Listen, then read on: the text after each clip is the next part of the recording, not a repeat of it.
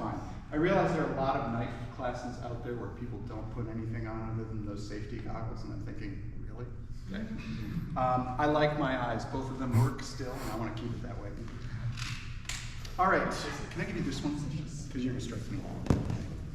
Now, this is a steel dagger. It's limited flex. I use it for armor, so not real hard. So this is a steel dagger. My partner is going to make a strike here, okay? There, boom, coming in, and he's going to go right here, okay?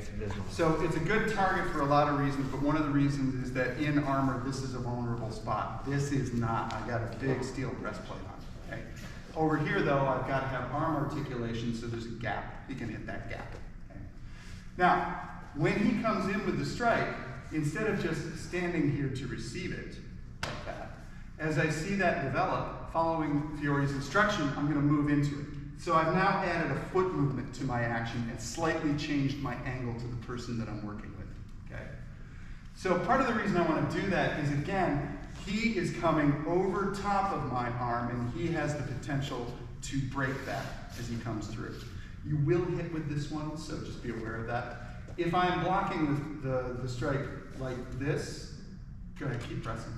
I'm not going to be able to stop that, okay? So what I want to do is I actually want to kind of knock it aside. Did you see how even in that moment he was a little bit unstable as I came here? Okay? Striking into that, stopping the dagger and taking it a little bit out. There's still pressure coming this way, okay? Then I'm going to go ahead at that moment, seize it, make the hit, and then I'm going to disarm it, okay? And it'll be my dagger now. To get to this drill, we're going to do a couple of things first. And the first thing we're going to do is practice the strike solo, okay? So, everybody grab a dagger. Keep your masks available.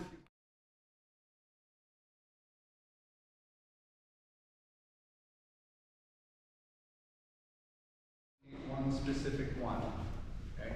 They exist along a continuum. There's a point at which a mandrito strike becomes a pendente, becomes a reverso, okay? Because there's no really hard line.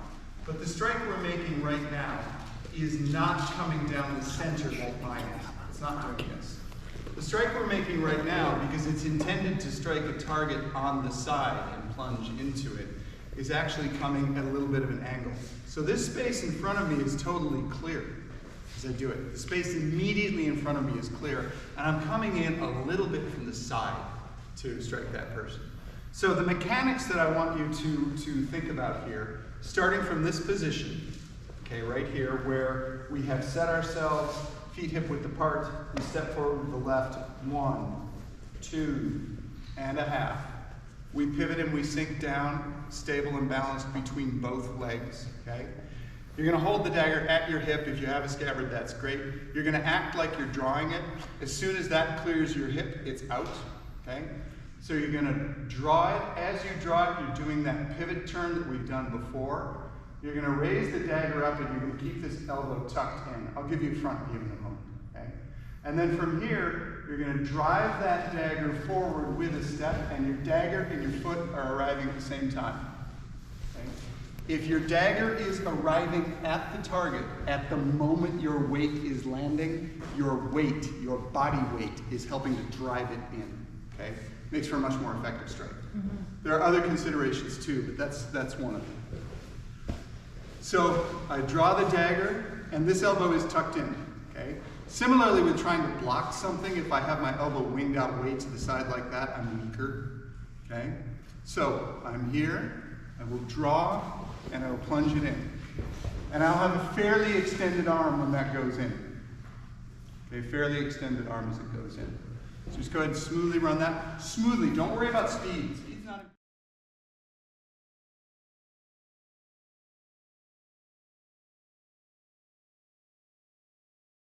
Now we stood in this position, and we had our hand up, and we did this, okay? We gotta get there. So let's go ahead, feet hip width apart, step out left, 1, 2.5. Approximately, it can vary a little bit per person. Settle in, weight distributed evenly. Hands are starting down here. Okay, this is called Porta de Ferro, it's one of his guards. And we're gonna move from Porta de Ferro, one guard, into posta longa, which is another guard. And the way I'm doing that, I do a line. See this line? I am straddling this line. My partner is coming up this line. We are connected by this line. Okay? As long as I'm on that line, I'm a little bit weaker than I would like to be. So as he comes in, or he or she, as they come in, I'm going to go ahead and move, and I'm going to hit like this. I am now off the line, and in fact, their force would pass right by me, like this. And I will use that to my advantage. And I'll strike into their arm, and my goal is to get their arm out there, away. Okay? And I'll be in that position. So I want you to start here, hands low. As the strike is coming in, this shoots out. And your hand's going to be in this position here. You're going to be taking the strike on what we often call the knife edge of the arm. Okay? You're going to hit into it there. This one's just coming up so that it's ready to go to work. Okay? It's not doing anything yet, but it's ready. So, this. Okay. And then, it's not a pure sidestep. It can change, but for our purposes right now, see how this foot is at the beginning of this line? Watch where it is when I'm done. Just past it, I am moving a little bit into the strike. A little bit into the strike. Over here was why am I moving off to the side? And I'll show you by not moving off to the side what one of the issues is. There are a couple of issues, but the major one. He comes in for the strike. If I move directly in, even if I have this hand ready, his is ready too. He can actually just hit me right there. Okay, so this is already a problem here. I don't want to have to deal with this if I can avoid it. So if I, as he comes in for the strike, if I move a little bit off here, it's harder for him to bring that hand here. Okay? Without making a step, he can't really touch me. Okay? Now, here, right? But he certainly can't put the heel of his hand into my nose. Okay? Which he could do earlier. So I'm creating enough space so that it's hard for him to bring that other arm into play. Okay? Also, his vector of force is coming this way. I'm going to do something a little bit different. So move smoothly, but I'm not going to be nasty or anything. So his vector of, a little bit faster than that. Okay? His vector of force is going this way, and I can effectively use that to sidestep him. That's not the action I'll do. That's just a demonstration of how the force vectors work. Okay? But if I'm a little bit out of the way of it, he is weaker, I am stronger. And that's what I want. That's what I want.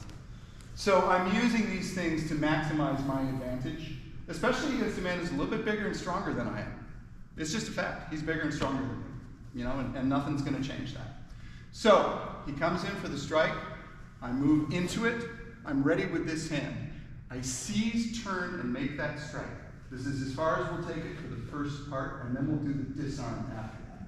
Okay? Now, there are things that can go wrong at this point, and I'll show you, well, not wrong. There are things that would lead us to a different action. Okay? So one of them is if he strikes, and as I move in, I'm really close, I can't get that grab anymore, but I can sure get this ligadura. Okay? And that's a fun one. Don't do this yet. We will do it, but we're not doing it yet. Okay? When we meet, I want to step such that I am wrist to wrist. This is my perfect ideal position. There's a little bit of looseness in there, but if I get too deep, I'm not getting this action. I'll have to do another one. Okay? Then I'm turning, seizing, and making that strike. And he comes to me. I do not go to him. Okay? He comes to me, and I stay right here, like this. And then final note, this pull right here, I am pulling him to my hip, to my center, to my core, where I am strong. Okay, that's where I'm strong, right down there. Does that make sense? Mm-hmm. Yeah. Okay, order of operations. Your partner is going to go ahead and take a strike, make the contact, and make sure that they are at a good distance. Once that's set, 10 times you will, as they strike, intercept it, seize, and get that position right here. Just 10 times. Once those 10 are done, then your partner is the one. You will go ahead, set your measure. Yeah, don't nag. Make sure you're in range for the strike, proper range, not too close, not too far. And then your partner will go ahead and do the action. Okay. Everybody see that? Okay. Everybody got a mask. I think everybody does. Is there anybody without? Okay, we're good. All right. Pair off.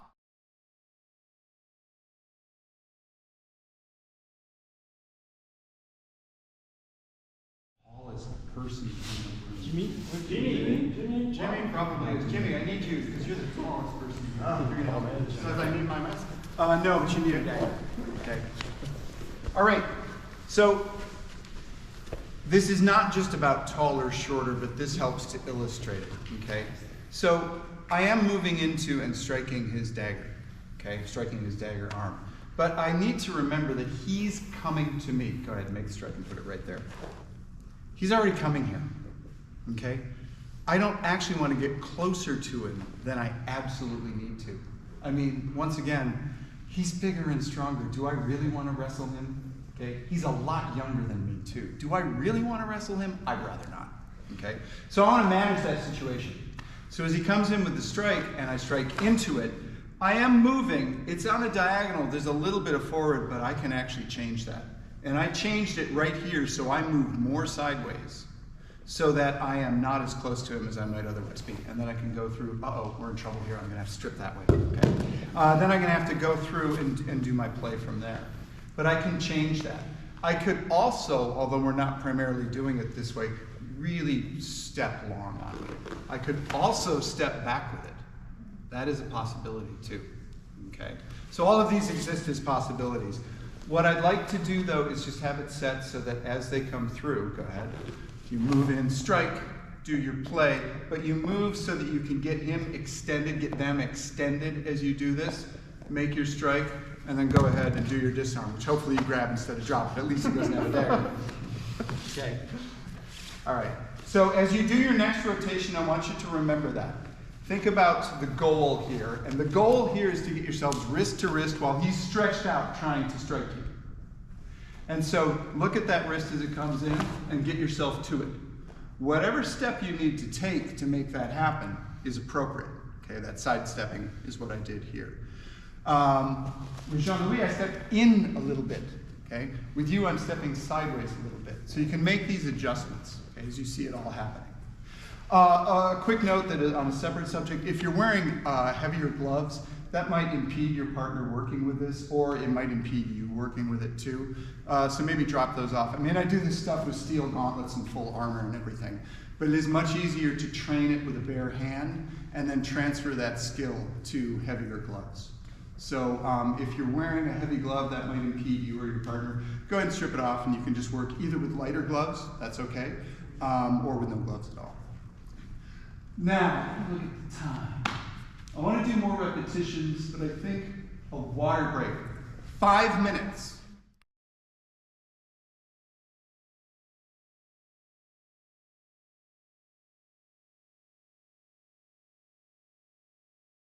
Not happening.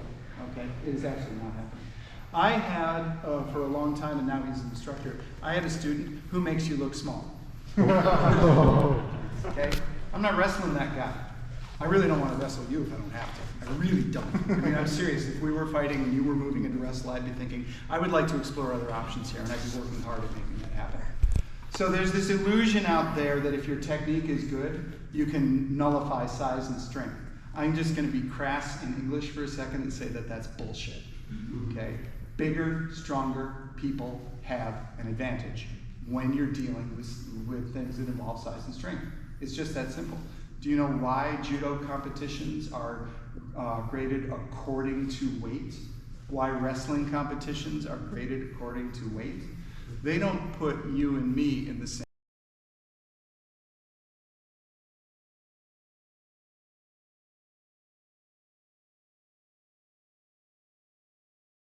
Against me.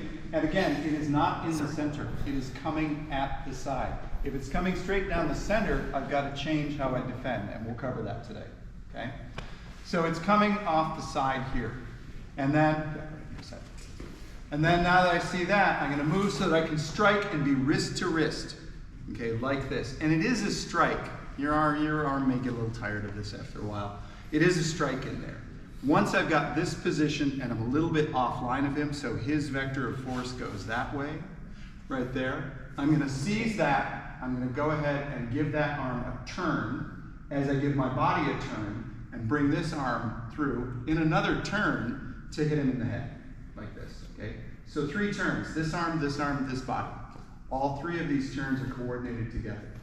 Once I've gotten here, and he's maybe a little bit dazed, I'm going to go ahead and take the dagger away by passing his arm under and through and plucking it out of his hand. Now, I want you to notice can you hold this for a minute? Okay. I want you to notice our positions here, okay? I could stand here all day. He's going to be happy when I let go, okay? So that's what you want to do. You want to get to a position where you are stable, balanced, and the other person is really not. Let's look at that turn of the dagger through a little bit more specifically. So we've got this strike here. At this moment, I'm going to pass his arm from my left through the center and to my right. And the dagger is just going to come to my hand. I don't have to reach for it particularly. I'm just going to bring my hand up here, and it's mine now. Okay? Right there. Go slow. Yes. Because it's when the dagger is a big lever, and it's turning my wrist, and if you try to hold it, or the first time, like, go slow for the partner wrist. And here's the other thing. I'm going to do something I don't want you to do. Can you pass it through and take the dagger from me? Okay. Something I don't want you to do. At this moment, as he starts that action and he passes it through there, I'm not going to fight him. This is stupid. I'm helping him by trying to hold on to that dagger. Just let go. Even if it hits the ground and I don't get it, just let go. That is to your advantage in this bad situation, okay? Things are bad for me at this moment. I'm not going to make them worse by trying to struggle for that dagger, because that dagger is useless to me, and in fact, he's using it against me. So I'm giving that dagger up, and I'll have to look for other things, okay? And I may or may not get him, because he's got me in a really good position right there. Okay, so let's look at it again. Thank you for that, by the way. So be nice to your partners and check in about that, too. Like, is your shoulder okay with this movement? Is your wrist okay with this movement? Just check in. So once again, strike comes in, we've got the measure. Okay? I move up, I aim for that wrist. I seize that and turn it while I make that strike to him, while I'm also turning my body. And I want you to watch what my body does here. See how I'm poised on the rear foot there? I'm going to settle back. I missed the dagger there, it's not a big deal. I'm going to settle back so that I'm in this nice kind of, it's called horse stance in a lot of martial arts. Okay? And I'm right here and I'm balanced and my partner is off balance. Okay? And again, you can relax. Again, I can stay here for a long time. It's just not that much of a challenge to do that. But my partner is not balanced, so we want to get to that position. Does everybody see that basic action?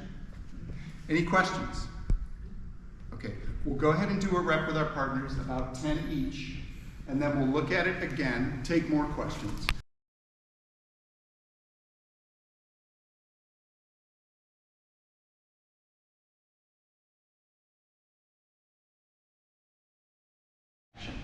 Okay. We have alternate possibilities for what happens off this crossing. I demonstrated one, which is the ligadura, right there. So that is a possibility. I think what I'd like to do now is work a counter, okay? And the one I alluded to earlier. Now, if you have one of these right here, this is a little bit unkind against a naked wrist. So we will be using this here. These right here, these cold steel trainers right there, I like them a lot. I think they're a great trainer. We've got a bunch of them in the school. I got a bin of them. But they do also have a bit of an edge and they can be unkind to a wrist. Round stuff like this is nicest for this particular one here. So let's look at the play. And my partner is going to go ahead and do the whole thing. So here we are. I come through and I strike. He's got that. He sees me. He struck me in the head. Yeah, go all the way through it. Yeah, right like that. That's what he's doing. Okay. Now, I'm attacking somebody who's ready for it. I should understand that they are ready for it and have an idea in mind of what I'll do if I see pretty much the expected defense. It's coming in here, I can expect him to try to do something about that, okay? So as it comes in and I strike here, I am gonna make this turn immediately, go ahead, continue the seizure, and then I'm gonna do this, and notice what's happening here. Walk around so you can see. The wrist. Are you okay? Yes. It is a little nasty. We want to go fairly easy on it. Okay. Okay. I just eased up a little bit there. So I didn't make a lot of movement, but suddenly he's in a really uncomfortable position. I'm actually backing off it right now. Okay, I'm actually backing off it right now. Okay, I owe you a beer. All right, so what I've done here is as he was here, and in the process of his movement, I flipped this around, I followed the movement, and I turned this in here so that the dagger's coming up underneath his wrist. And I also dropped my elbow inside here, right? Because now it is connected to my entire body structure. If I try to do this out here, I have something of an advantage, but actually he can work this against me. Yeah. But as soon as I do this, Ma structure est détruite. right? I didn't understand it, but I My structure is destroyed. Okay, all right. So right here, I'm now in a much better position to Isn't the to worst deal with situation, different things. worst situation. And then it goes different ways from here, but this is really as far as I'm interested in getting at the moment. So here's how I would like it to happen. First of all, if your dagger has anything like an edge, like mine does, or like that one does, don't use it. Okay, we'll find something else, we'll swap, we'll substitute. Unless the wrist is protected by some layers of cloth or something. Okay, but a naked wrist, this is pretty nasty on. So we're gonna move fairly slowly. I want you to do the play fully first. So I'm not gonna do any counter. I'm gonna come through, my partner strikes into it, he does the whole thing. And I feel what my partner's doing. I experience his timing, I experience the way he moves, okay? At least once, a couple of times is better.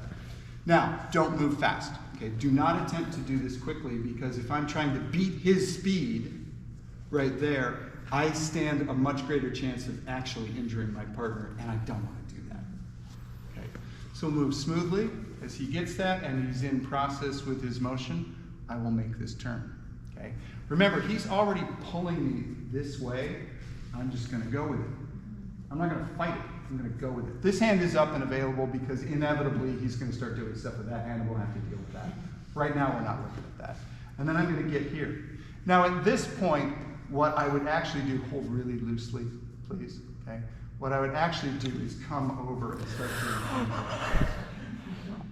okay? And then there was a whole body coordination there. You notice I took a step in there as well, okay? And I've got the dagger into his chest. And I warned him and I went easy and I asked him to relax because again, this is hard on the body, okay? It's really hard on the body. And we do not want anybody walking away today saying, that, you know, we want people walking away saying, that was cool and I did not get injured. That's what we want. Okay, so full play. Then the strike comes in, he's moving smoothly. I turn, I follow the motion. Okay, moving my feet if I have to, but at the moment I don't have to, okay? And I get to here, and that's where I want you to stop, right here. I do have the point kind of on him, but right here, his structure here is broken. I'm in a really good position, okay? Elbow tucked in. It's basically just like I'm doing a curl, right? Like that. And here I am ready to go. The thing I don't want you to do not do this yet, okay? Is to come over, seize this, turn, and step. We'll do that after we get the first piece. Everybody see that? But do not do that yet. I know you want to. That's what I'm telling you not to. Okay? Now, the person who is assisting you here, make sure you just let your hand relax as that's happening, okay? Even if the thing just falls off. You know, I'm more concerned about wrist safety than anything else at this moment. Make sense? Yep. Everybody on board? Yep. Okay, good. All right, let's go ahead. Just 10 each.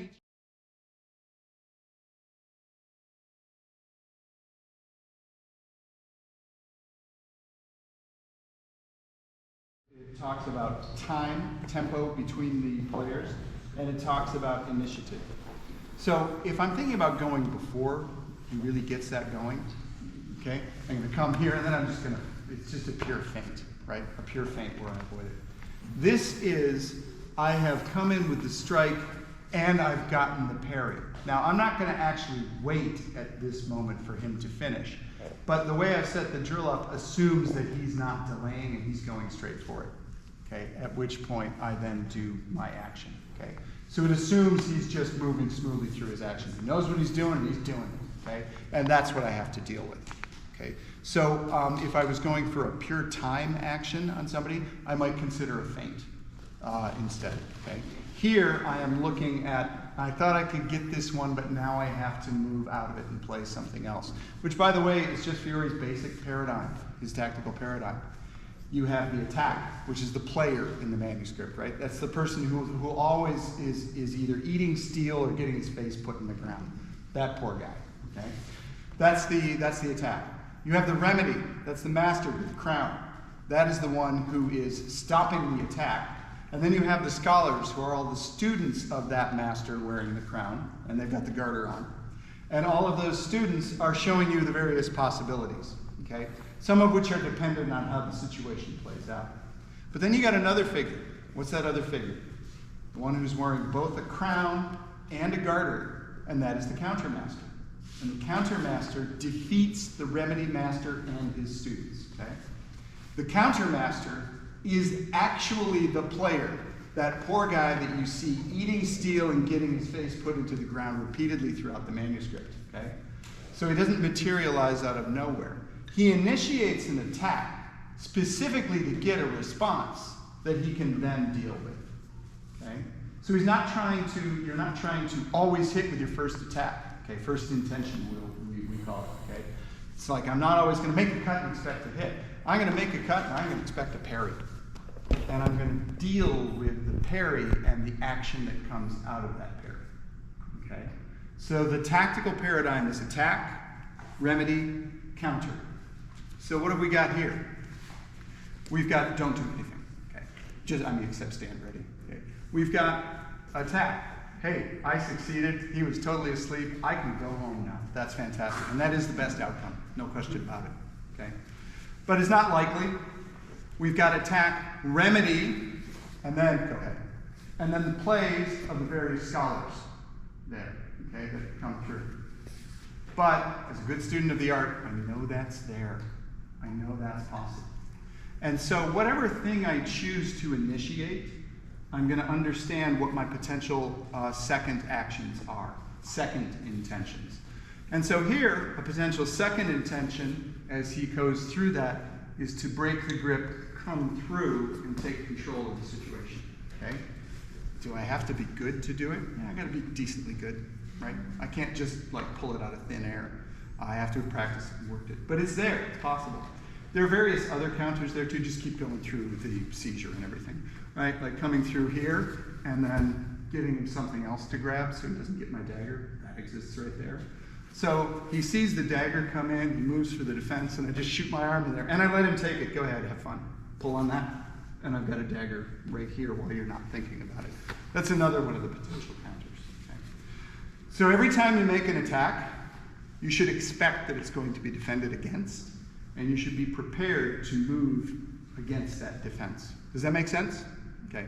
So to sum the question up, in terms of the time, if I just wanted to fake him out, I would do this kind of thing, and I have all sorts of other stuff going on and be ready to work it, okay? But if I'm going to make an attack, I think I have the opportunity, I'm going to go for it. My opportunity is not quite what I thought it was, but I'm going to keep going.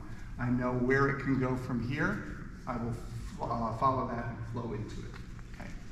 So we just have time to add this last piece. So here's what I'd like to do. Everybody still be really nice to your partner's wrists. And person in this position, let go before you think you might get hurt, okay? It's not worth anybody's wrist getting kind of cranked at all, okay? So come through, boom, he starts that. I move through this, I get that broken. There are various things I can do here at this point. But what I'm gonna do is I'm gonna come across and I'm gonna grab the pommel of my own dagger. And notice where my arm is here? I'm not giving him my elbow to play with, grabbing that. That would be a mistake. I'm coming through here and I'm keeping it tight. And then I'm going to come over here and I'm going to also use the step. And we're just going to stop at the point of the dagger at their chest. Okay, right there. And then all kinds of other entertaining things can happen from here as well. Right? But just get to here. So again, order of operations.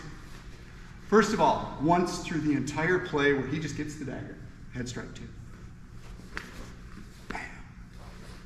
One of those. Let's establish what we're starting with. Next one, you can go ahead, and as he does that, you can break through, reach across, and then as you turn this, you can join it with a step. I could step deeper and be a lot nastier about this than I am right now. I'm keeping it very, very friendly. Okay? So just like this. And then this is not where things would actually stop. I would continue working at this point, but I would have a significant advantage at that point. Does that make sense? Yep. Anything to clarify? Yeah. Are we still in armored context, or we're? This can happen in an armored context. Yeah. And I have actually experienced this in an armored context. Christian Cameron, some of you might know Christian Cameron. There's a great photograph of Christian attempting to hit me with his dagger in armor, and I've got the first master cover right there. After that, it went through a bunch of wrestling and stuff. He came out on top in that one, but you know, he's a good fighter, he's a good friend, I don't care.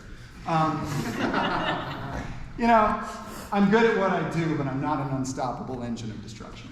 But it was a really fun experience to play that one through in armor. And yeah, we're wearing full armor. The daggers were out at that point. And that was actually, the sword actions had failed. He drew and he moved in on me, and then it all played from there. So, very satisfying. Yes? When you hit the weak spot and the guy doesn't melt, do you need a lot of strength to... That's helpful. Yeah, that is helpful. Yeah, the additional strength to punch through the mail, and you bring up an important point. So we've got the steel breastplate and everything there, and various other pieces of steel. But again, right in this area here, it is really hard to armor that. And so what you have in there is the mail. You have just mail. And it's pretty good protection, but it's not really good against points, especially points and pressure, because it splits the mail, right, and then gets in there. So those are the armored targets you tend to go for more than anything else. All right, let's go ahead. Thank you.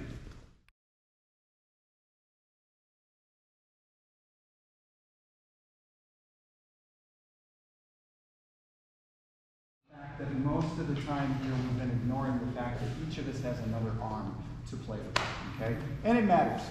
So if he comes in and he makes the strike, and I go through my play and I do this, I can pretty much expect something like this is going to occur, okay? And there are various possibilities, but look at where we are. I am still in a better position than he is. He is still a little bit more broken than I am, and I can go ahead and take advantage of that and be really nice to his chin and his neck right now. I'm being so nice. That's what it should look like, and I'm not doing it. And I'm applying this pressure, and I'm coming through, and I'm taking him to the ground, and then I'm completing my disarm. Okay? That's one example of what could happen. There are many examples of what could happen. I just want you to understand that he's got another arm, and he's probably going to use it. He's probably going to use it. Okay? And you have to also account for that possibility. Okay? So we'll just leave it with that. We'll do our lunch break, and then we'll come back, and I will talk to the two of you about our course for the afternoon and where we want to go with it. And then we'll go ahead and resume and look at some other elements of Fiore's dagger. Good enough? Yes. What time do we like? All right, so my partner and I, sorry. Now it's yours.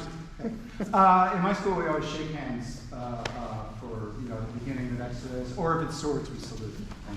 So it's the same basic play. He's coming in here, striking on here, and oh no, he just blocked that strike. Okay. Now there are the various options that I can go for. One of the ones that is actually called for is an attack on his throat. We're not going to do that. It's really unkind. Okay. Instead, I'm going to slip through this. Instead of going to his throat, I'm going to go to his opposite shoulder. Okay, so that I've got 2 points. I'm going to keep this tension here. I'm going to put tension there. Where is my right foot? It's behind me. I'm here, and I have not stepped through. Because once I get this, then I can apply that and take the dagger away. Okay? All right. So here's how we're going to handle it as a drill. I'll talk about all the particulars, but I want to talk about the falling right now. If my partner wants to fall, it will work out pretty much the way we just did it. If my partner does not want to fall, here's what happens. Good, sir. We get here, I get to here, and then at that point, I can step here, but I want you to notice that there's every bit of tension that exists up here. He's no longer disbalanced, okay? And I want you to understand that this is an artifact of being kind to my partner and is not a martial technique.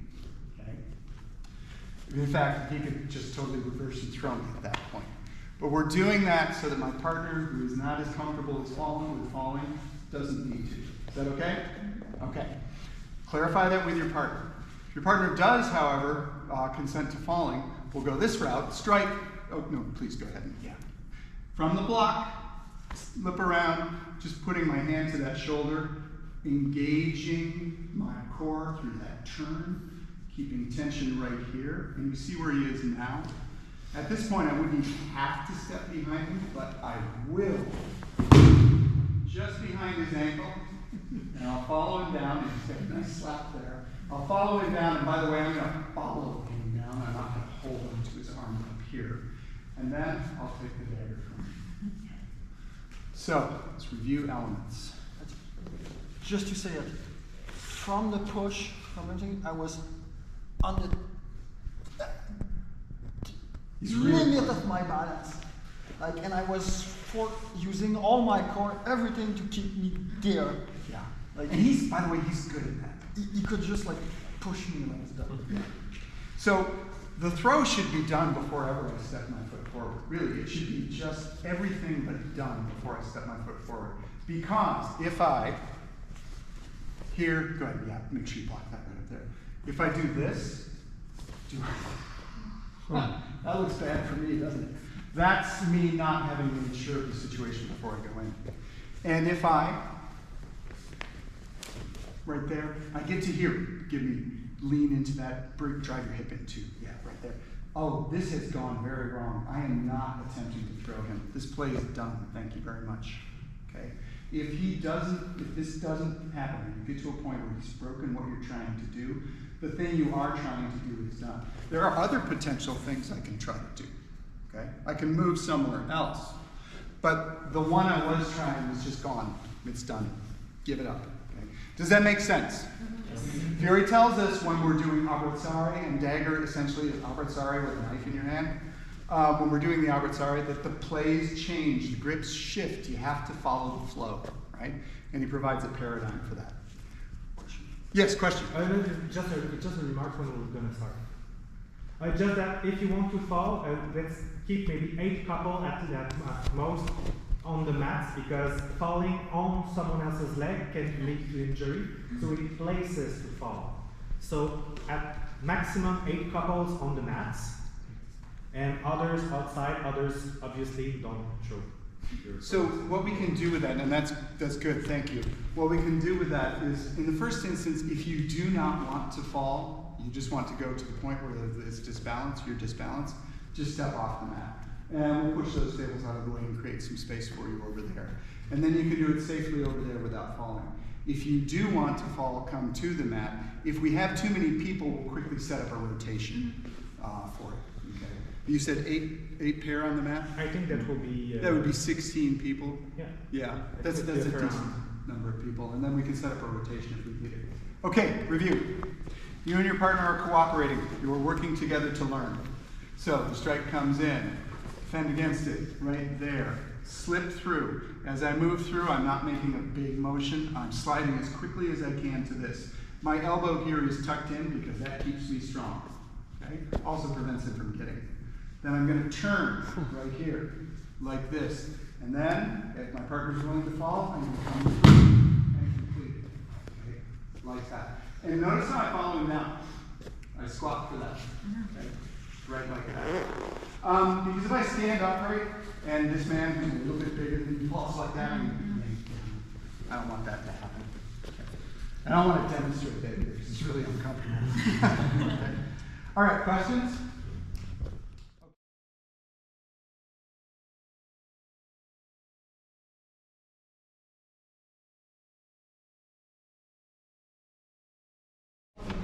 First of all, as people are looking at other elements in the drill and thinking ahead to them, and I understand that, anticipating these pieces, some other things are starting to slip. So I want to remind you, not too hard because I'm going to do it wrong and it could go badly for me. Okay, so smooth and easy. I am starting to see this. Does anybody see the problem? There are 2 problems.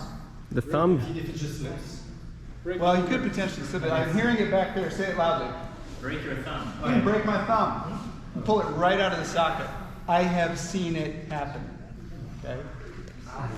No, I'm not kidding. I saw somebody's thumb dislocated because they attempted this against a high-speed strike.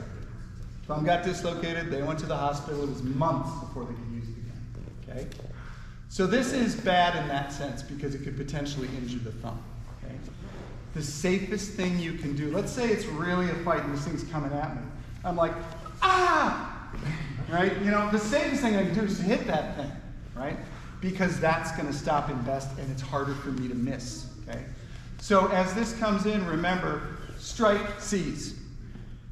Strike and seize. Okay? It takes some practice, but strike and seize at that point. The other thing is just a detail about the execution of this piece of the action there. So he comes in for the strike. We're here, and I'm here. Don't do this. You see how big my arm was there? Instead, from here, I'm going as quickly as possible. I am slipping along that arm. I can feel, you know, his arm every inch of the way as I go through there. Okay? So I'm moving, well, I'm not getting caught out there. I'm moving around as quickly as possible to get in there. If I pull back and go around, that is way too much time, and he's going to be using that time against me. Okay? So I'm going to move as quickly as possible through that to that position there. Also, I'm maintaining real stretching tension along here. When we get to another play, we'll do something like this, but it's actually harder to do it without injuring the person. Okay? So we're going to end up being careful. Next, I want you to look at my feet. Okay? My feet are not perfect. I wish they were, but they're not. But I'm going to need to step through. Okay? So in order to do that, I move both feet. Okay? Now, you need a certain level of comfort with the whole situation and the coordination of your feet to do it. But the fact is, you're often going to need to just move both feet. So if you find you're in a situation, just go. We're here, and we are so close here at this moment that stepping through here is actually kind of difficult. It's actually not, even if I've got him disbalanced, it's kind of hard. I'm just going to, at this moment, step out, and then set my step in there. Okay? So if you're finding yourself cramped there, you can move a foot. It's okay to move a foot. Don't worry if it feels awkward right now. Everything feels awkward when you do it for the first time. That's how you learn. Yes? I have a background in judo, and I made the mistake of always sweeping the leg. Oh, yeah. Let me talk about that. Yeah. So there really isn't kind of a reaping throw that you see in judo like that. Okay? I'm not very good at it. There really isn't a reaping throw like that because it doesn't fit other parts of the art. In particular, if we're both wearing leg armor. The pollen coming off here, go ahead and just put that leg forward. Just it all needs the leg forward. If I get in deep on him like this, okay, I could lock our armor together and then I throw him. What do you think happens to both our knees actually at that point? Okay? Our fighting careers are over at that point. That's one of the reasons why you don't see a deep step in the armored arts. Okay? You tend to see this little lighter foot trap. Okay? Fiore will sometimes get in, and he tells you it's a little dangerous, but you can get in for a gambarola right there, but that's a hip to hip. Okay? Later medieval grappling traditions do in fact show big, high amplitude lofting throws and things like that. You don't really see it here. Okay? So yeah, we're not going to do a judo style throw in that sense. We're just going to prevent them moving that foot because they really want to move that foot at that moment. And we're just going to prevent it. Yes? A question about art. In the Fior di Battaglia, the first master, we see the thumb extended, and I was like, with Michael, we were like, why does it stick his thumb? So basically, the art depicts after the grab. Okay. Yeah, depicts after the grab. That was just the question about art. Yeah. And by the way, this is a total point of contention in martial arts. You will come across a teacher or a seminar who will tell you that I am completely wrong and you should just snag that hand like that as they're trying to plunge the knife into you. I disagree. And I think that the evidence bears it out, but you know, not everybody shares the opinion. Okay. All right, let's go ahead. First of all, if you were off the mat and you want to be on the mat, come right here. You have first priority.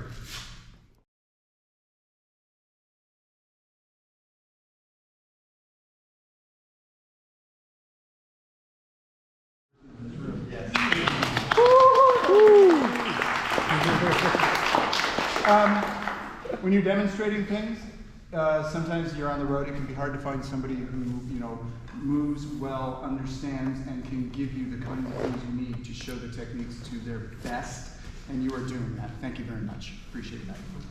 Okay, so let's